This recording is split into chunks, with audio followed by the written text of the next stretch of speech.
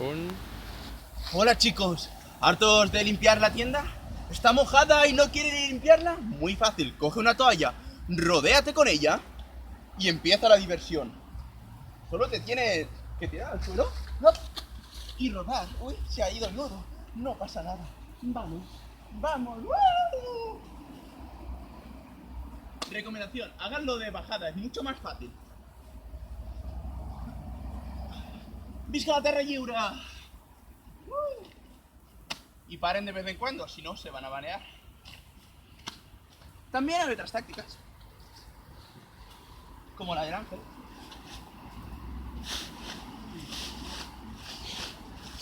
La de la serpiente. Pero es más divertida la de la croqueta. Recuerdo de dir nunca la del gusano. Y recuérdense, nunca la del gusano, no hagan eso en casa. Lo de la toalla en el camping. Y volvamos a hacerlo. Es muy sencillo. Tira la toalla, se pone usted encima, como para tomar el sol, pero lo que va a hacer es tomar el agua. Coge punta,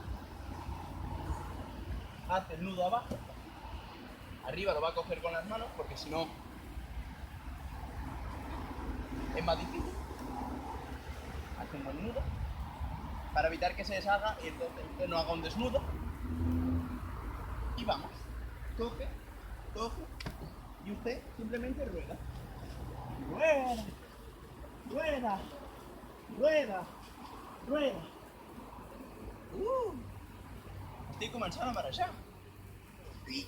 Bueno, pues paro. Sí. Pues fes un... Eso es todo, amigos. Esto es todo por hoy, amigos. Volveremos con más ideas ingeniosas para hacer cosas aburridas mucho más divertidas. ¡Woo!